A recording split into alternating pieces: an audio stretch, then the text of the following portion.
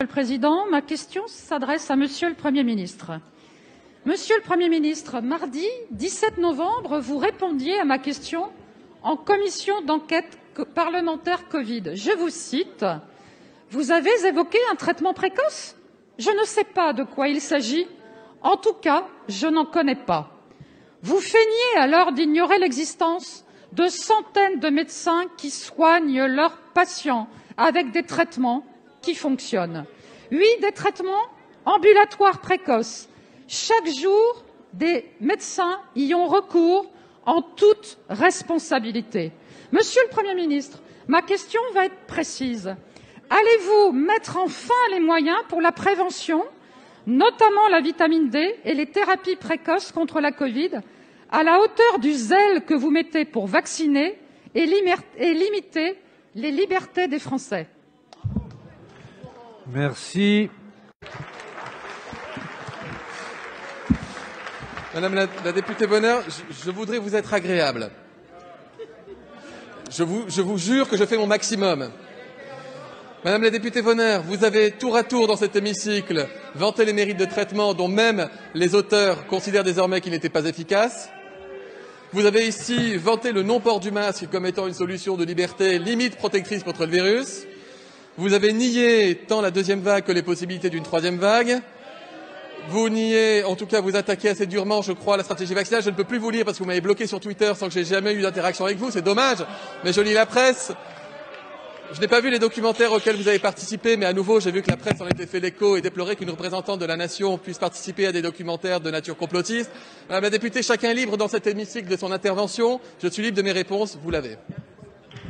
De la santé, votre réponse n'est pas vraiment satisfaisante. Oui, nous attendons un vaccin sûr et efficace, mais la stratégie vaccinale est insuffisante. Chaque mois qui passe, ce sont des centaines de vies que nous pourrions sauver. Vous continuez à nier, pour des raisons qui vous échappent et qui échappent aux Français, le droit de chacun à être soigné. Inde, Brésil, République dominicaine, Argentine, pour ne citer que, ces pays utilisent l'ivermectine, l'azithromycine et l'hydroxychloroquine, la vitamine D et le zinc. Les hôpitaux restent vides dans ces pays.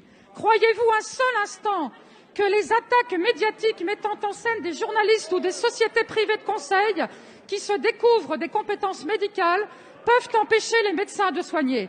Fidèles au serment d'Hippocrate, les médecins ont le devoir de soigner. Rien.